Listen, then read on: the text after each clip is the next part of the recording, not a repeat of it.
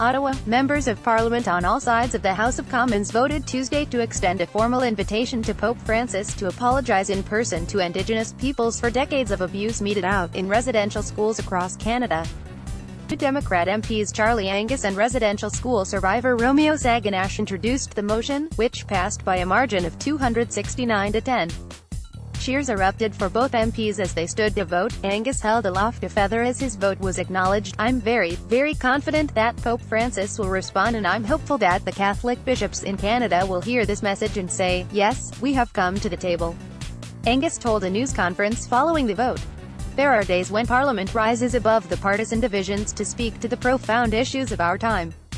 Parliament gave its overwhelming support for the motion calling for a papal apology for the residential school crimes. https://t.co/joxva73we Charlie Angus NDP, at Charlie Angus NDP, May 1, 2018. Angus said he would not lose any sleep over the handful of MPs who voted against the motion, all of whom were Conservatives, and instead chose to focus on the overwhelming response from members of all political backgrounds. "This to me is an incredible outpouring of support and solidarity for the issues of reconciliation." Among the 94 calls to action by the Truth and Reconciliation Commission was a request for an apology, to be delivered in Canada by the Pontiff himself, for the Church's role in the residential school abuse of First Nations, Inuit and Métis children.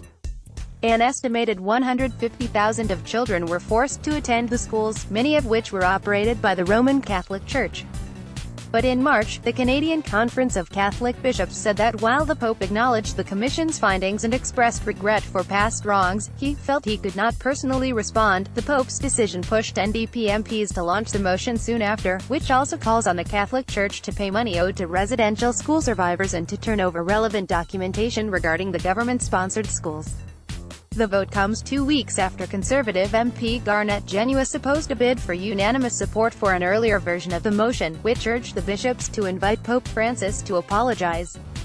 Last month, the conference described reports of the Pope's decision as misinformation, saying it was the role of Canadian bishops, not the Pontiff, to work towards advancing reconciliation with Indigenous peoples. Northwest Territories Regional Chief Bill Erasmus, who holds the portfolio for residential schools for the Assembly of First Nations, says having the Pope travel to Canada to deliver an in-person apology is a necessary step to right the wrongs of abuse. "Part of the reason people want an apology is to first of all have the Church admit they did harm," Erasmus said. "Then you can forgive them, you can actually accept the apology." Erasmus said both his father and grandfather were residential school survivors, although his father did not live to see the Canadian government's apology in 2008 for its role in running the schools. Still, hearing the Pope also accept responsibility and seek forgiveness would have made his father happy, Erasmus said. "It makes it real and it helps the healing, it helps to sort things out, so people can move forward and move on with their lives."